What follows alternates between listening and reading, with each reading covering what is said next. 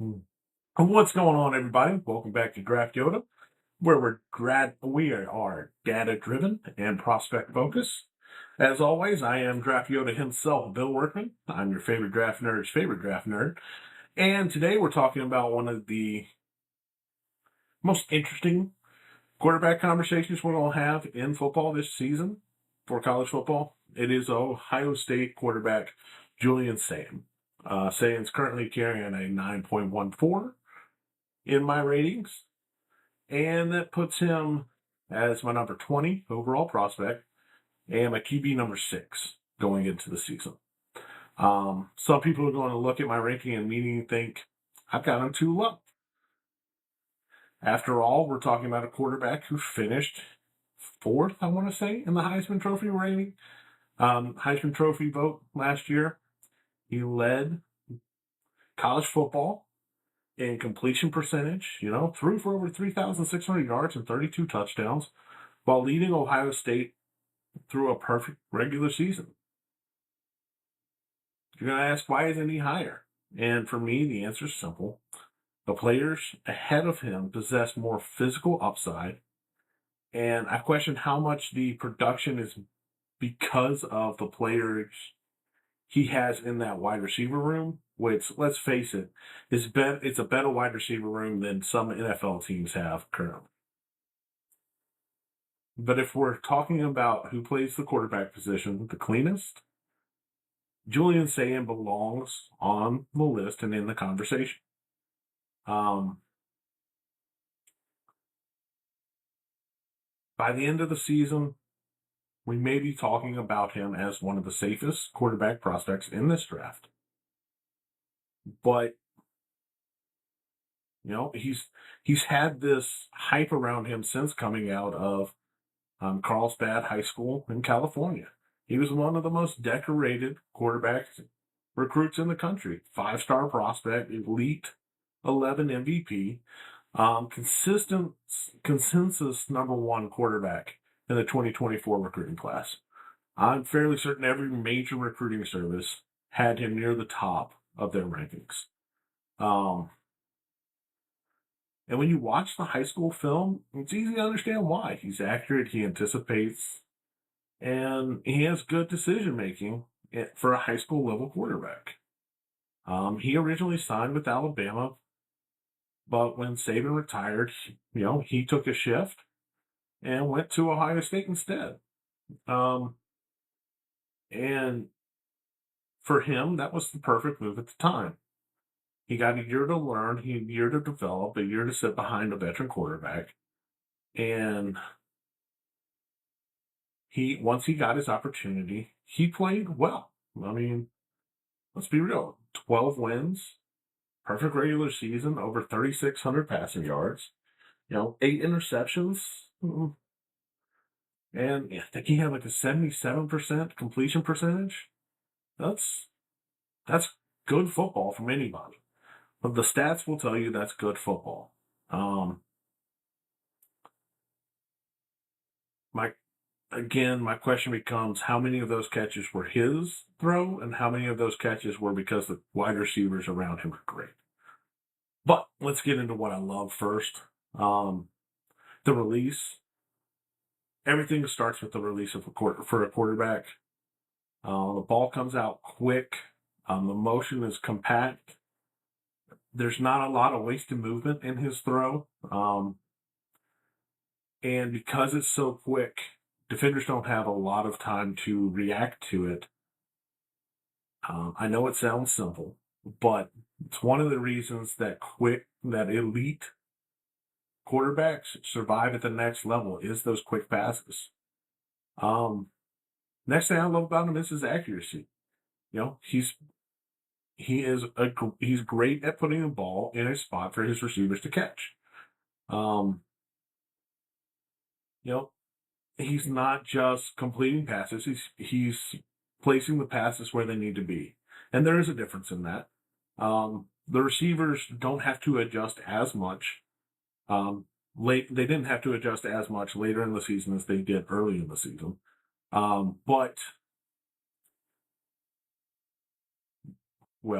me back up. They didn't have to adjust as much late in the season as they did early in the season, which helps them not stop their movement, helps them with yards after catch. And when the football arrives where it needs to be, it's a major reason why, these wide receivers that are as talented as they are able to do some of the things they're doing is because the ball is showing up when it needs to show up. And it's showing up pretty much where it needs to show up. The third thing is his processing. He sees the field exceptionally well from what I can see. Coverage, rotations, safety leverage, blitz indicators. He's very good at his pre-snap reads, and he processes them very quickly, which means he's rarely putting himself in trouble. It also helps that, you are playing on one of the most talented offenses in college football, but you still have to make those adjustments. You still have to make those shifts happen. And it's a trait that NFL teams are going to love when he comes to their facility. If you want to see his ceiling, watch the Wisconsin game. 393 passing yards, 4 touchdowns. He hit passes at every level of the field. He had deep shots. He had intermediate shots. His quick game was on point. Ball came out on time and on target, and it looked effortless. I'll also mention the Penn State game because he had 20 of 23 attempts he completed in that game. And that was Penn State had one of the better defenses in the country at that point in time, which showed he can command the game. He can control his game inside of what a defense is giving him, and he can allow his players to make plays. And yes, that is a lot of that has to do with Ohio State. Ohio State is super QB friendly. It's an elite offensive line. It's an elite skill talent, elite coaching. With all that said, he still has to go out and execute. If he wasn't executing, he wouldn't be on the field. He's the type of quarterback who keeps the offense in schedule. The type of quarterback who understands where the football needs to go. He's the type of quarterback who will maximize the talent around him. And that's why he fits so well at Ohio State. Nobody's perfect. I've said it in every single one of these. Nobody will ever be perfect. The first thing I'm concerned about with him is his size and durability. He's not a massive quarterback. And it's rare for quarterbacks that aren't massive to have long NFL careers because the physicality of the game is such a big difference. I don't think, honestly, his first 3 years of the league, if he's drafted high, he will see he will be on a team as talented as he's currently on. It's that simple. If you draft him as a top 5 pick, he will not be on a team that's as talented as the current team he's on. And when I see stuff like that, his size and his durability comes into question. That's something I've got to see. If he just hasn't really been tested, durability-wise. But size-wise, it is what it is. Another concern I have is his off-script playmaking. He's really good at keeping everything on script, so you haven't got to see what happens when the play breaks down. Because he is really good at making everything function, and that's when he's outstanding. But what happens when the protection fails? What happens when receivers don't immediately win? We've seen that from Arch Manning. We've seen that from Dante Moore, and that's what gives them an advantage. They can create plays when everything else fails.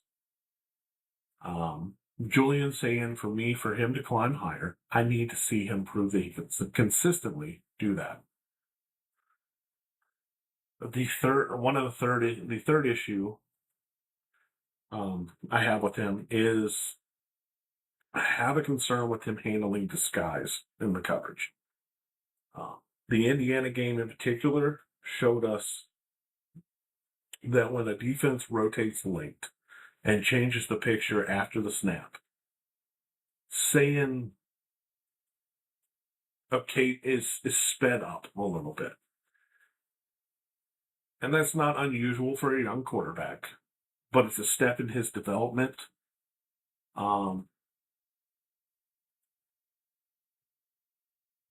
Lastly, I'm concerned how much of the passing game production is thanks to his wide receiver room and how much is based on his own talent. There was a game I was watching, and I can't remember which one. He had over 300 yards in that game. But if you watch the game, his deepest pass was only 35, 36 yards downfield.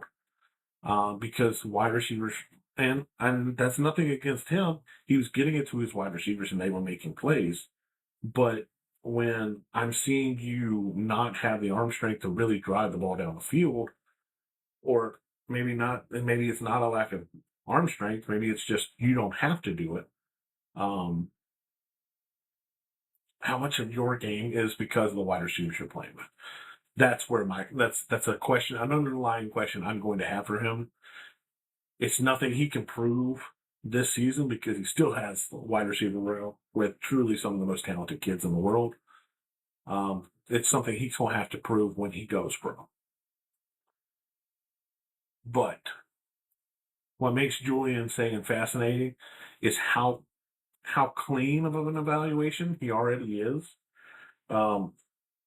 Most young quarterbacks are either physically gifted or technically advanced, very rarely both. Sayin already understands how to play his position. The accuracy is there, the processing is there, decision making is there, his production is there. Does he need to add a little bit of strength? Of course. But he's confident, he's got experience, and he's got wide receivers that can make plays. If he gets a little bit more of that gunslinger mentality and has a little bit more on his throwing motion, on his throwing power, he could really climb in this draft class. He prioritizes timing and rhythm. He relies on accuracy and anticipation. And he doesn't depend on elite athleticism to create offense. So that's going to put him into a class unto himself for this draft class. And let's be real. Can he climb to QB1? Yes, absolutely he can. The foundation's there. The question is whether he can play. The question isn't whether he can play quarterback. The question is whether he can elevate his physical profile enough to separate himself from the talented quarterbacks around him. If he does that, then sky's the limit. Okay. Currently, he has a 9.1 out of 10. My number 20 overall prospect, number 6 quarterback. He's a future NFL starter. He's a first-round pick. I think his combination of accuracy, processing, and decision-making makes him one of the safer quarterbacks in this class. But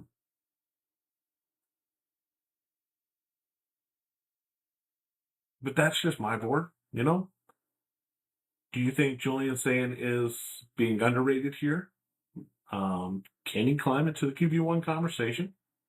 No. Where do you have him ranked on your quarterbacks in college football this season? Drop your thoughts down in the comments. If you enjoy this player evaluation, we build them around film and analytics. Hit the like button, subscribe to the channel, because we're going to keep putting in this work. We're going to keep putting these out. My hope was to have a player every day between now and college football kicking off. So stay locked in with me. We're going to say a lot more players' names. I am Draft Yoda, Bill Workman. I'm your favorite draft nerd's favorite draft nerd. And we'll catch you guys in the next one.